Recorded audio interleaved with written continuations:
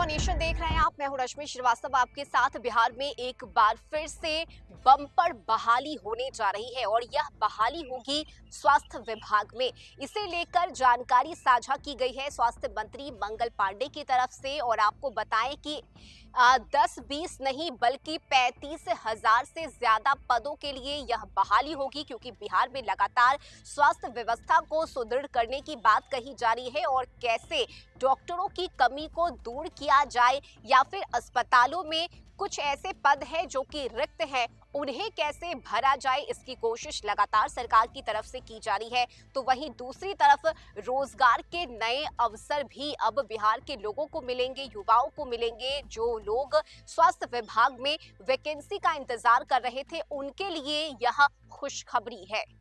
बता दें कि स्वास्थ्य विभाग में 17,092 नए पदों पर नियुक्ति की प्रक्रिया शुरू हो गई है और इन पदों पर नियुक्ति का विज्ञापन जारी हो गया है। बहाली बिहार तकनीकी सेवा आयोग साथ ही राज्य स्वास्थ्य समिति की ओर से की जाएगी। राज्य स्वास्थ्य समिति के माध्यम से राष्ट्रीय स्वास्थ्य मिशन के तहत यह बहाली होगी, जबकि तकनीकी सेवा आयोग के माध्यम से स्वास्थ्य विभाग में अस्थायी नियुक्ति की जाएगी। स्वास्थ्य मंत्री मंगल पांडे ने 17,000 नए पदों पर बहाली प्रक्रिया शुरू होने की जानकारी दी है। उन्होंने बताया कि इन बहाली में लिखित प्रतियोगी परीक्षा के साथ ही काम का अनुभव के आधार पर अभ्यर्थियों का चयन किया जाएगा।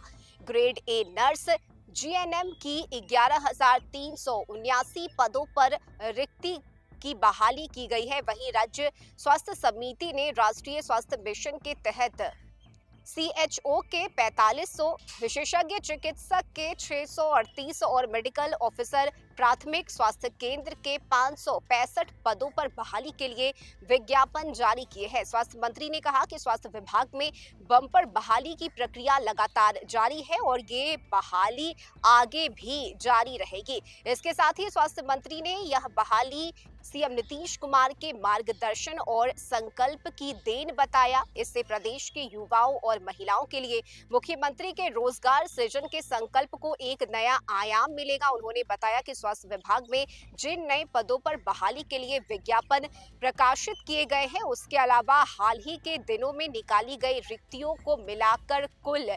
35,383 पदों पर नई बहाली की प्रक्रिया पूरी की जाएगी। मंत्री ने आगे कहा कि बिहार लोक सेवा आयोग, बिहार तकनीकी सेवा आयोग और राष्ट्रीय स्वास्थ्य मिशन के तहत बहाली की प्रक्रिया की जानी है, जिसमें बिहार तकनीकी सेवा आयोग के माध्यम से सामान्य चिकित्सा पदाधिकारी के अलावा विशेषज्ञ चिकित्सा पदाधिकारी, दंत चिकित्सा पदाधिकारी, लैब टेक्नीशियन, एक्सरे तकनीशियन, ईसीजी टेक्नीशियन, इसके साथ ही शल्य कक्ष सहायक, ड्रेसर और कई ऐसे अलग अलग पद हैं जिस पर बहाली की जाएगी। बिहार सरकार के विभिन्न विभागों में एक के बाद एक नए बहाली की घोषणा हो रही है। वहीं स्वास्थ्य विभाग में बड़ी संख्या में रिक्त पड़े हुए पदों पर यह बहाली होगी और बड़े स्तर पर बहाली से रोजगार सृजन को नई दिशा मिलेगी। राज्य के युवा काफी उत्साहित है। मुख्यमंत्री के नेतृत्व में राज्य में रोजगार सृजन और उद्यमिता विकास के क्षेत्र में युवाओं के कैरियर को